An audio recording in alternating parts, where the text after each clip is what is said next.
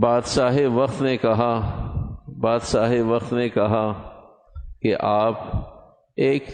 عالم دین سے، متقی دیندار آدمی سے کہ آپ میرے پاس آئیں، میرے محل میں آپ کے لیے بہترین مزین غرفہ، کمرہ، حجرہ رہنے کی جگہ ہے، آپ میرے پاس آ کر مستقل ساری زندگی وہیں اللہ اللہ کریں، چھوڑیں اس چھوٹی سی مسجد کو، کچی مسجد کو۔ وہ بزرگ عالم مسجد میں رہا کرتے تھے، کہا یہاں آپ کی ضروریات زندگی بھی پوری نہیں ہیں، روشنی کا بھی انتظام نہیں ہے، کوئی خادم بھی نہیں ہے، میرے پاس آپ کی ساری ضروریات ہیں، اور آپ کو معلوم ہے کہ مجھے آپ سے کتنی محبت ہے، یہ بھی آپ کو معلوم ہے کہ مجھے آپ سے کتنی محبت ہے، تو اس لیے آپ میرے پاس آئیے اور میرے پاس رہیے۔ بہت عرصے سے بادشاہ وقت ان عالم دین کو اپنے پاس مستقل قیام پذیر ہونے کے لیے، رہنے کے لیے بلا رہے تھے۔ تو ایک موقع پر حضرت نے فرمایا کہ میں آتا ہوں، معاہدہ کروں گا آپ سے، میری ساری ضروریات اور میری ساری شرائط آپ کو قبول ہوں تو پھر آ کر معاہدہ کروں گا، ابھی آؤں گا معاہدے کے لیے، رہنے کے لیے بعد میں آؤں گا، تو آپ اجازت دیں تو معاہدے کے لیے آ جاؤں۔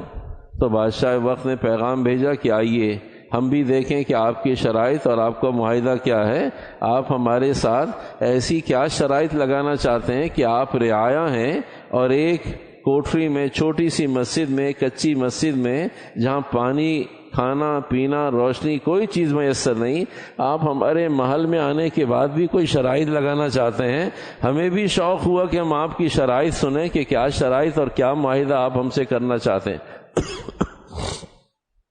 بھرے مجمع میں بادشاہ وقت نے ان عالم دین سے کہا کہ آپ ہمیں شرائط بتائیں، یہ شرائط کا شوق صرف ہمیں ہی نہیں ہے، باقی اور بہت سارے لوگوں کو بھی شرائط کا شوق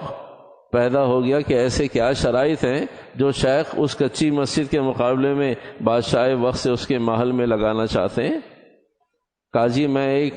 سوال پوچھنا چاہتا ہوں، اور مسئلہ یہ ہے کہ اگر میں آپ کے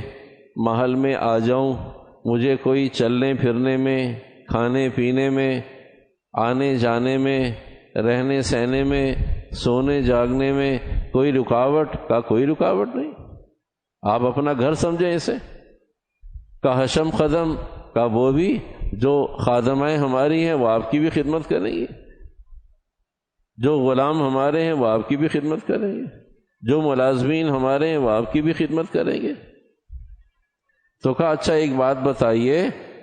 ہے تو کمزور بات لیکن میں آپ سے اکیلے میں کرنا چاہوں یا بھرے مجمع میں آپ کی اجازت ہو؟ کہا نہیں بھرے مجمع میں کیجئے، جو شرط لگانی ابھی لگائیے، تاکہ ہمارے لوگوں کو بھی پتہ چلے کہ ہمارا بادشاہ کہیں ایسا تو نہیں کہ ان شرائط کو پورا نہ کر سکے۔ تو کہا جی میں شرط تو نہیں، ایک مسئلہ پوچھنا چاہتا ہوں، وہ یہ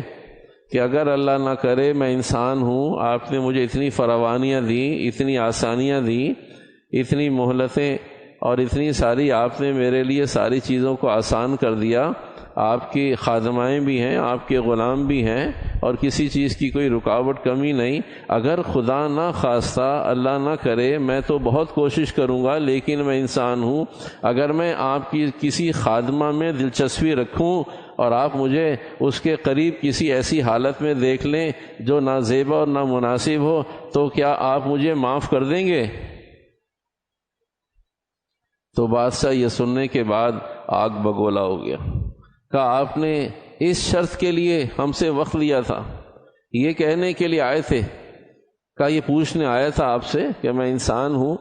ابھی تو میں مسجد میں رہتا ہوں، مجھے تھوڑا سا خوف خدا ہے کہ یہ اللہ کا گھر ہے اور لوگ آتے جاتے ہیں، تنہائی نہیں ہے، تو اگر یہاں کوئی خدا نہ خواستہ بتقاضۂ بشریت کوئی چیز وجود میں آ گئی اور آپ کی خادمہ کے ساتھ میں کہیں متعلق ہو گیا تو ایسی صورت میں آپ برداشت کر لیں گے؟ تو بادشاہ بہت غیظ و غضب میں آ کر، جو اہانت کر سکتا تھا ان عالم دین کی کہ آپ ایسی سوچ کے مالک ہیں، آپ کے ایسے جذبات ہیں، آپ کو اپنے اوپر اتنی بھی قدرت نہیں کہ آپ مسجد میں رہتے ہیں، اتنا بھی آپ کو خوف خدا نہیں، آپ یہ سوال کرنے، پوچھنے اور اجازت لینے مجھ سے آئے ہیں؟ تو کہا بادشاہ وقت میں تو آپ سے صرف سوال کر رہا ہوں، چھوڑ دیں گے نہیں چھوڑیں گے، معاف کریں گے نہیں معاف کریں گے، غصہ کریں گے خوشی کا اظہار کریں گے، تفصیل میں نہ جائیے، مجھے جواب دیں کریں گے کیا؟ تو کہا اس کا جواب آپ کے پاس ہے، ہم بادشاہ ہیں، ہم کیا کریں گے آپ کے ساتھ وہ ہمارے کہنے سے زیادہ آپ کو معلوم ہے۔ تو کہا اب مجھے اجازت ہے کچھ کہنے کی؟ کہاں اجازت ہے؟ کہا حضرت یہ بتائیے کیا یہ گناہ وجود میں آ گیا؟ کہا نہیں۔ کہا ابھی تو میں صرف آپ سے سوال پوچھ رہا ہوں، اتنا ابال، اتنا غیظ و غضب، اتنی ناراضگی کا اظہار، ابھی تو میں صرف پوچھ رہا ہوں آپ سے، اور آپ کو بھی معلوم ہے کہ ایسا ہوا نہیں ہے۔ کہا میں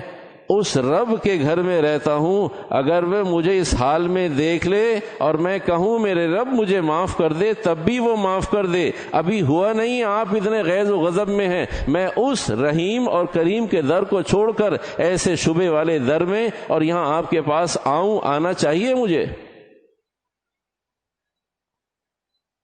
کہا آپ نے ابھی دیکھا نہیں ہے، ابھی ہوا نہیں ہے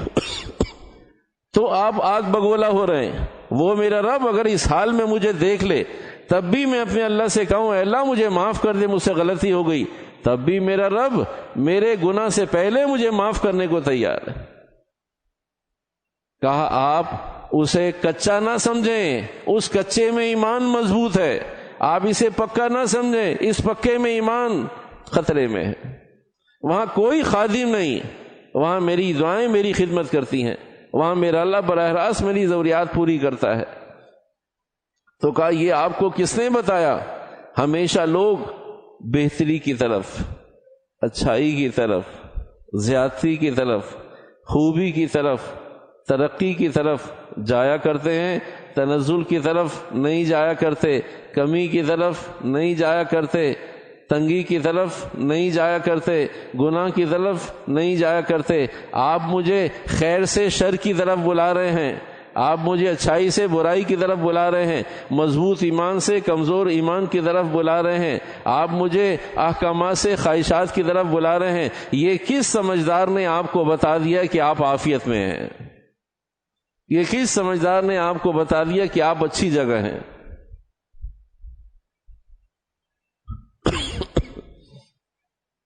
میرے محترم، جب ہم کبھی آج سے 100 سال 200 سال 300 سال 400 سال پہلے کے لوگوں کی بات کرتے ہیں تو ہمارے ذہنوں میں خاکہ قائم ہوتا ہے پتہ نہیں کیسے لوگ ہوں گے، وہ فلاں 200 سال 300 سال 400 سال پہلے لوگ جنہوں نے کچھ تعمیرات کی، جنہوں نے کچھ ایجادات کی، جنہوں نے کچھ انسانیت کے لیے کام کیا، پتہ نہیں کیسے لوگ ہوں گے۔ بالکل یہی تخیل، بالکل یہی تصور،